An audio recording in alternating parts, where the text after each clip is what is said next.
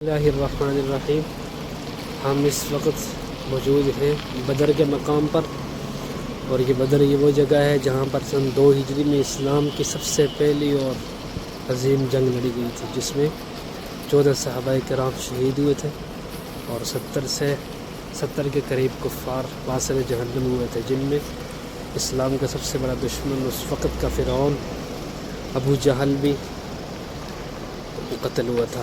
اور یہ مسجد عریش ہے جو آپ کو نظر آ رہی ہے، یہ ارد گرد یہ میدان بدر ہے، یہ بدر کے پہاڑ ہے۔ اور یہ مسجد عریش وہی ہے کہ جہاں پر اس وقت نبی علیہ السلام کے لیے خیمہ لگایا گیا تھا۔ اس خیمے کے اندر پوری رات اللہ کے نبی نے عبادت کی اور اللہ کے سامنے سجدہ ریز ہو کر اسلام کی تقویت کے لیے، صحابہ کرام کے بقا کے لیے دعائیں کی۔ فرمایا تھا کہ یا اللہ، میں نے جب سے نبوت کا اعلان کیا اور اس کے بعد اب تک یہی میرا سرمایہ ہے، اگر آج یہ مٹ گئے تو اسلام کا نام لینے والا کوئی نہ ہوگا۔ یا اللہ، آج ان کی حفاظت فرمانا، ان کو زندہ سلامت رکھنا۔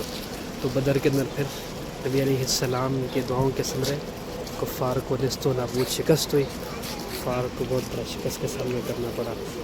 صلی اللہ علی النبی الامی وعلی آلہ وسلم تسلیما کثیرا کثیرا۔ بسم اللہ الرحمن الرحیم۔ یہ بالکل میدان بدر کا منظر ہے۔ اب تو عمارتیں بن چکی ہیں، لیکن اس وقت یہ بالکل چٹیل میدان تھا، جس میدان کے اندر کھلے آسمان تلے رمضان کا روزہ، پھر گرمی کی شدت میں صحابہ کرام کی تلواروں سے جو آوازیں آتی ہوں گی، جو تلواریں کفار کی گردنوں پہ چلی ہوں گی، کیا عجیب منظر تھا۔ رضی اللہ عنہم ورضوا عنہ۔ اسی اللہ تعالیٰ نے قرآن میں فرمایا کہ میں ان سے راضی ہوں، مجھ سے راضی۔ اس کی وجہ یہی تھی کہ دین اسلام کی سر بلندی کے لیے اور نبی علیہ السلام کے حکم پہ لبیک کہتے ہوئے نہ گرمی کو دیکھا نہ روزے کی شدت کو دیکھا، لیکن کفار سے 2 ہاتھ کرنے کے لیے میدان بدر میں نکلے تو کفر کو نیست و نابود کر کے دکھایا۔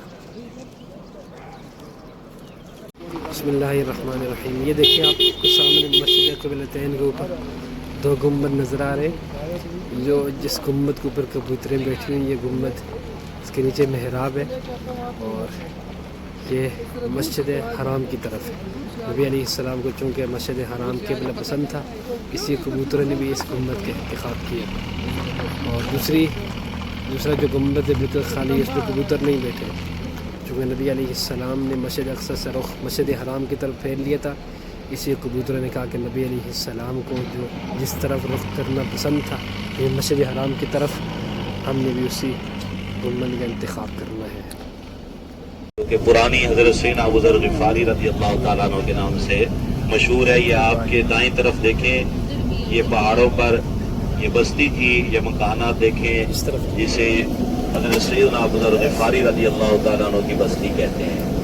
یہ مکان دیکھیں، چھوٹے چھوٹے سے مکان ہیں، کوئی کھجور کے شدید اور چھڑیوں والی چھت کسی مکان پر باقی ہیں۔